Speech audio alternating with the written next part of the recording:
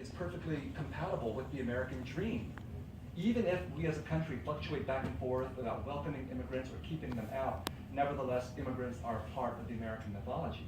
But refugees, as I said, are completely threatening. If you remember Hurricane Katrina, this was the one time where George Bush and Jesse Jackson agreed about something. They were looking at the media was saying that the people who were displaced from Hurricane Katrina were refugees. George Bush said, it's un-American to call these people refugees. And Jesse Jackson said, it's racist to call Americans refugees. So I thought, where does that put me? So I wrote short stories about Vietnamese refugees.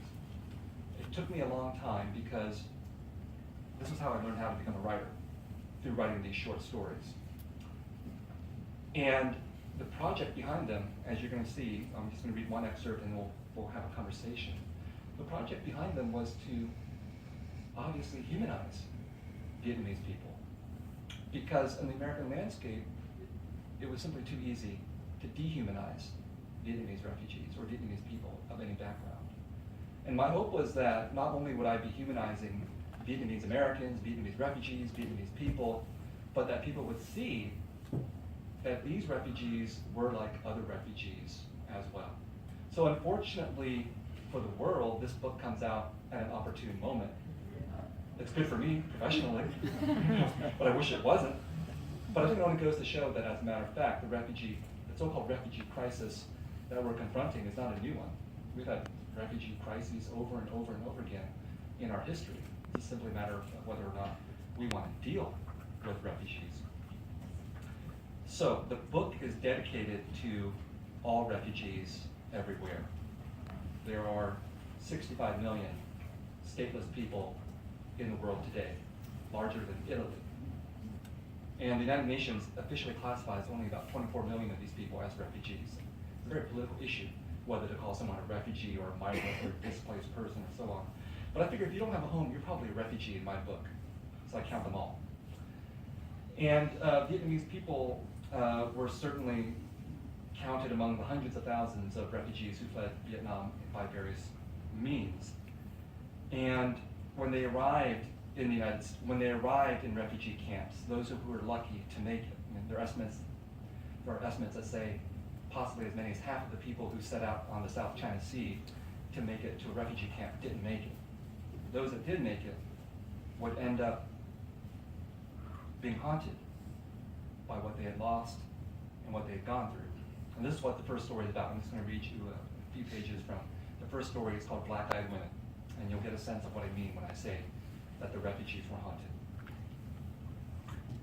Fame would strike someone, usually the kind that healthy-minded people would not wish upon themselves, such as being kidnapped and kept prisoner for years, humiliated in a sex scandal, or surviving something typically fatal. These survivors needed someone to help write their memoirs, and their agents might eventually come across me. At least your name's not on anything, my mother once said. When I mentioned that I would not mind being thanked in the acknowledgments, she said, let me tell you a story. It will be the first time I heard this story, but not the last. In our homeland, she went on, there was a report who said the government tortured the people in prison. So the government does to him exactly what he said they did to others. They send him away and no one ever sees him again. That's what happens to writers who put their names on things. Sounds like something my parents would say to me. By the time Victor Devoto chose me, I had resigned myself to being one of those writers whose names did not appear on book covers. His agent had given him a book that I had ghostwritten. Its ostensible author, the father of a boy who had shot and killed several people at his school. I identify with the father's guilt, Victor said to me. He was the sole survivor of an airplane crash, 173 others having perished, including his wife and children. What was left of him appeared on all the talk shows. His body there, but not much else. The voice was a soft monotone, and the eyes, on the occasions they looked up, seemed to hold within them the silhouettes of mournful people. His publisher said that it was urgent that he finish his story while audiences still remembered the tragedy, and this was my preoccupation on the day my dead brother returned to me. My mother woke me while it was still dark outside and said, "Don't be afraid." Through my open door, the light from the hallway stung. Why would I be afraid? When she said my brother's name, I did not think of my brother. He had died long ago.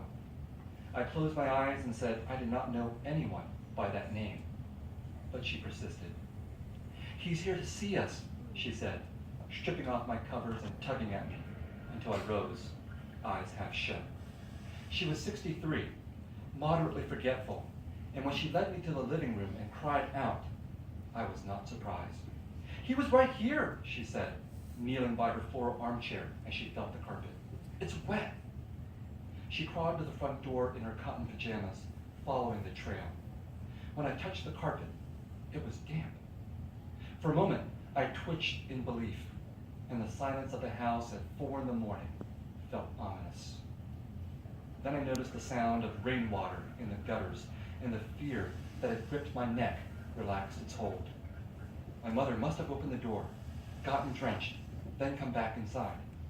I knelt by her as she crouched next to the door, her hand on the knob, and said, "You're imagining things." "I know what I saw." Brushing my hand off her shoulder, she stood up, anger illuminating her dark eyes. "He walked, he talked, he wanted to see you." "Then where is he, Ma? I don't see anyone." "Of course you don't," she sighed, as if I were the one unable to grasp the obvious. "He's a ghost, isn't he?" And I don't even like ghost stories, but I wrote this one anyway. 50 drafts over 17 years. Yeah, almost broke me as a writer, but because it didn't, I became a writer. I wrote this story. Ever since my father died a few years ago, my mother and I lived together politely. We shared a passion for words, but I preferred the silence of writing, while she loved to talk.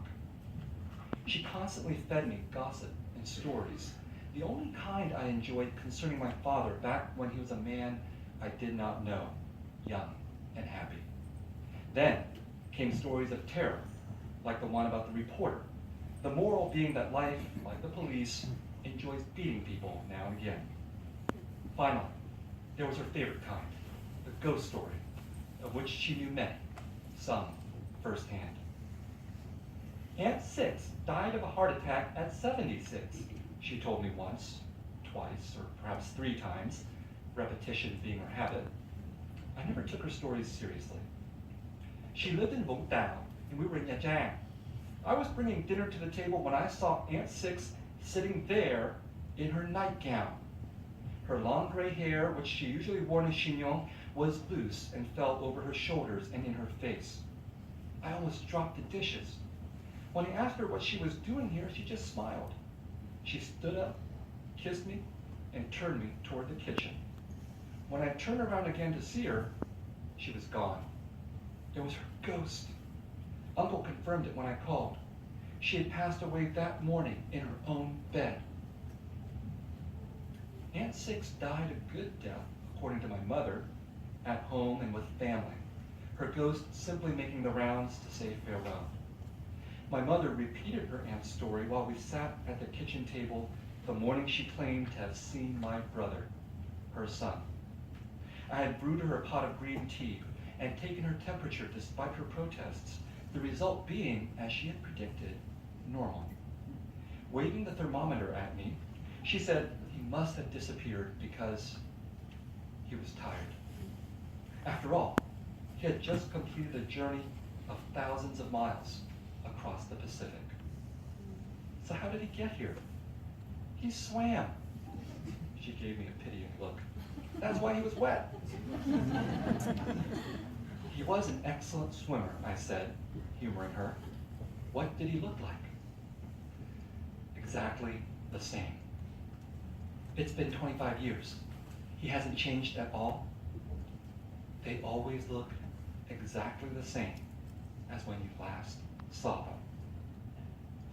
I remembered how he looked the last time, and any humor that I felt vanished. The stunned look on his face, the open eyes that did not flinch even with the splintered board of the boat's deck pressing against his cheek. I did not want to see him again, assuming there was someone or something to see. After my mother left for her shift at the salon, I tried to go back to sleep, but could not. His eyes stared at me whenever I closed my own. Only now was I conscious of not having remembered him for months. I had long struggled to forget him, but just by turning a corner in the world or in my mind, I could run into him, my best friend. From as far back as I can recall, I could hear his voice outside our house calling my name. That was my signal to follow him down our village's lanes and pathways, through jackfruit and mangrove groves to the dikes and fields, dodging shattered palm trees and bomb craters. At the time, this was a normal childhood. Looking back, however, I could see that we had passed our youth in a haunted country. Our father had been drafted, and we feared that he would never return. Before he left, he had dug a bomb shelter next to our home, a sandbag bunker whose roof was braced by timber. Even though it was hot and airless, dank with the odor of the earth, and alive with the movement of worms, we often went there to play as little children.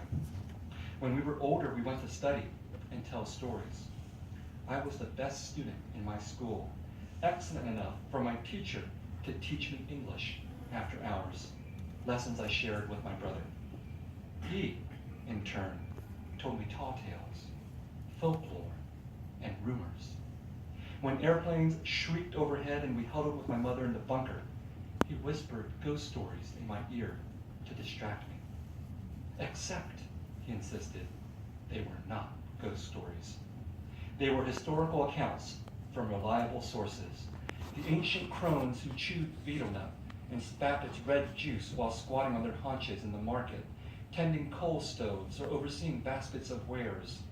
Our land's confirmed residents, they said, included the upper half of a Korean lieutenant, launched by mine into the branches of a rubber tree, a scalped black American floating in the creek not far from his downed helicopter, his eyes in the exposed half-moon of his brain glistening above the water, and a decapitated Japanese private groping through the cassava shrubbery for his head. These invaders came to conquer our land and now would never go home, the old lady said, cackling and exposing lacquered teeth, or so my brother told me. I shivered with delight in the gloom, hearing those black-eyed women with my own ears, and it seemed to me that I would never tell stories like those. Thank you.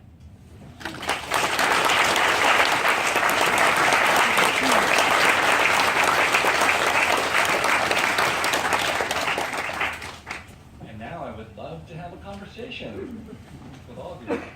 What was my favorite part of a reading? Yes? Your first story, you don't tell The question was, in this first story, Black-Eyed Women, I don't tell you the gender of the narrator for a long time, and she's a woman. Is that deliberate? Yes. You know, because in writing this collection of stories, I was deeply concerned with identity, right? I mean, I was obviously writing about mostly Vietnamese people and then the people they met. And I knew that this was what was expected of me as a Vietnamese American writer, right? This is an opportunity and a problem for minority writers in this country, that we are given our minorityness to embrace. And that's our entree into getting published. But it's also a trap, obviously. So I was very concerned with how do I not fall into this trap? How do I navigate things that are outside of my control, that is, readers' expectations of who I am? And so identity, in general, became a big problem in the stories. Like, how do I deal with identity? How do I talk about Vietnamese Americans and Vietnamese refugees and Vietnamese people without catering to the expectations of non-Vietnamese readers? And how do I even tackle the problem of identity in general? Like, readers, when they read stories, want to know the identities of the characters they're interacting with. And so you tell the writers, it's our job to try to figure out how to transmit that information. And sometimes it can be very clunky. Like, I will tell you she's a woman, or I will tell you this character is African American, like in one of the stories.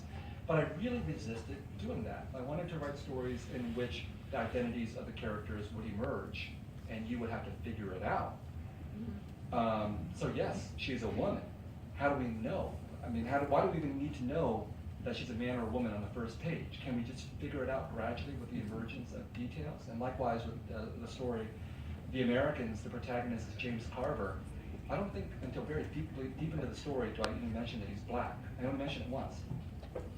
And in the original draft of it, there was no mention that he was African American. There was all these various clues to tell you that he was African American.